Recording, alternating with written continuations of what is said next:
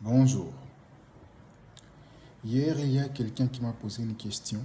Il m'a dit, vous dites que vous voulez retourner aux sources, mais pourquoi tu continues à faire des vidéos en français? Il faut parler dans les langues africaines. Alors, je me suis dit que les gens ne comprennent pas au fait la vision. Les gens ne comprennent pas au fait le fond du problème. Je crois que les gens sont beaucoup plus dans le fanatisme que dans la réalité. J'ai répondu au frère. Je lui ai dit, c'est bien que tu viens de te rendre compte qu'il y a un ça ne va pas en Afrique. C'est bien que tu viens de te rendre compte que les Africains sont en train de parler une langue qui ne leur appartient pas. C'est bien que tu viens de te rendre compte que l'Africain doit retourner à soi-même. Parce que ça déjà, c'est un effet de conscience. Mais maintenant, qu'est-ce sommes-nous en train de faire pour résoudre ces problèmes? Parce que comme tu viens de le dire, maintenant, là, je serais en train de parler une langue africaine. Mais il faudrait que ce soit une langue africaine que toute l'Afrique comprend. Parce que là, si je parle le lingala, ça sera seulement pour les Congolais.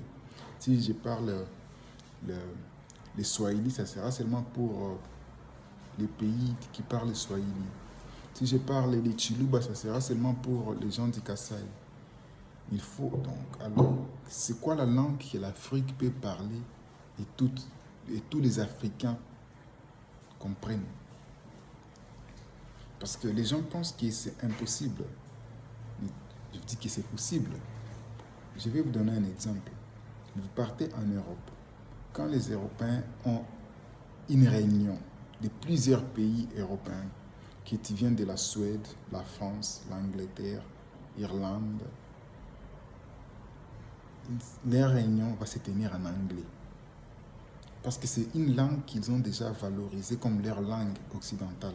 Donc, quand il y a une réunion occidentale, même si tu viens de la France, même si tu viens de la Suisse, même si tu viens de Luxembourg, de l'Angleterre, Suède, Norvège, Irlande, Finlande, Danemark et tout cela, les réunions à eux, ils vont faire ça en anglais. Parce que en Occident, c'est la langue qui les unit.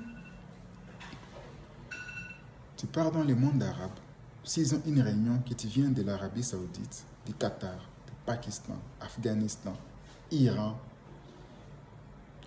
Yémen, je ne sais pas tout, ils vont tenir leur langue en arabe. Parce que c'est une langue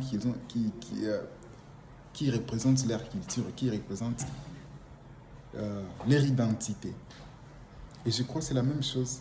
Si les Chinois sont en train d'avoir une réunion avec les Singapouriens ou les Taïwanais ou je ne sais pas quoi, ils vont tenir leur réunion en mandarin. Vous voyez? Donc, il n'y a que chez nous, là où, si nous devons parler avec l'intention que tout le monde écoute, on doit parler dans une langue qui n'est pas la nôtre. Et j'ai dit au frère, tu as raison, donc il y a un ça ne va pas. Donc tu es en train de donner aux panafricanistes des raisons quand on dit qu'il y a un ça ne va pas et qu'on doit retourner, on doit réunir l'Afrique sur des valeurs africaines. Mais je lui ai demandé, qu'est-ce que tu es en train de faire pour que nous puissions résoudre ces problèmes? Parce que nous sommes déjà en train de militer pour que l'Afrique puisse avoir une langue panafricaine. La raison pour laquelle nous avons analysé toutes les langues qui sont parlées en Afrique, nous avons trouvé qu'il y a une langue, le Swahili, qui est parlée dans plus de 10 pays en Afrique. Pas des pays en entièreté, mais dans 12 pays en Afrique, il y a au moins un peuple qui parle le Swahili.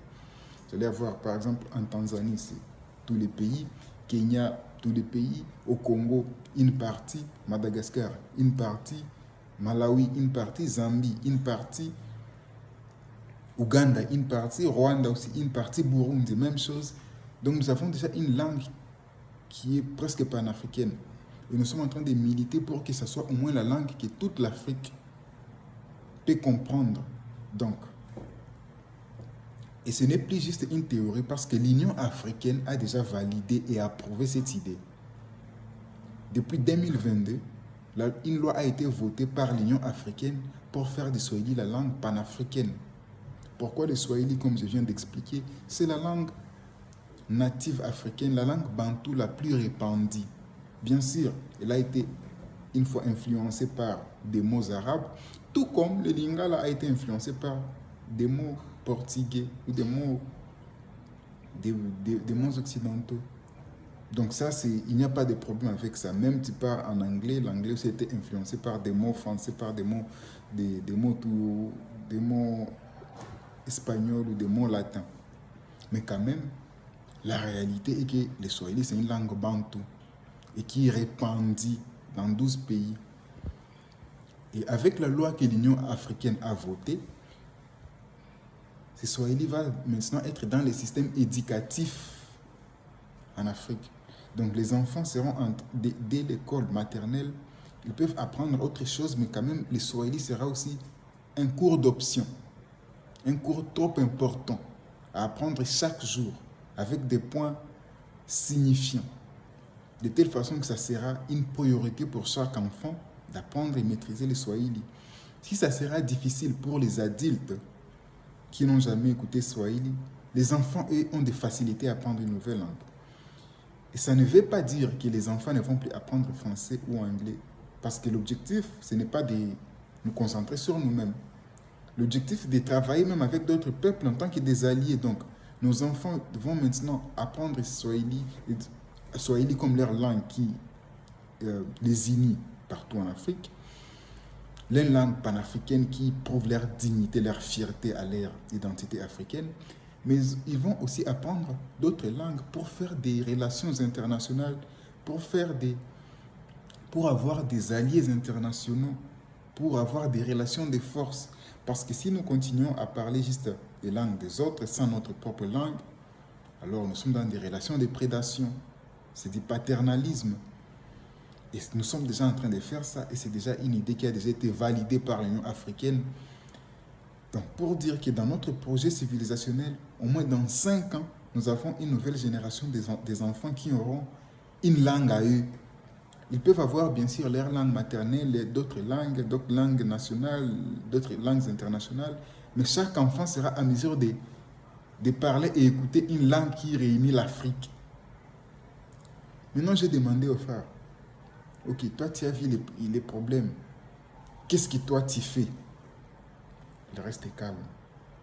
Je viens de t'expliquer ce que nous, en tant que panafricanistes, nous faisons en partenariat avec l'Union africaine.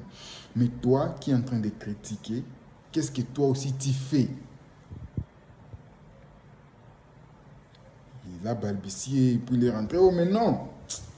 Toi, tu n'as pas seulement le Saint-Esprit. Alors, je me suis dit, comment nous rentrons encore dans l'histoire du Saint-Esprit pendant que nous sommes en train de parler des histoires simples et basiques?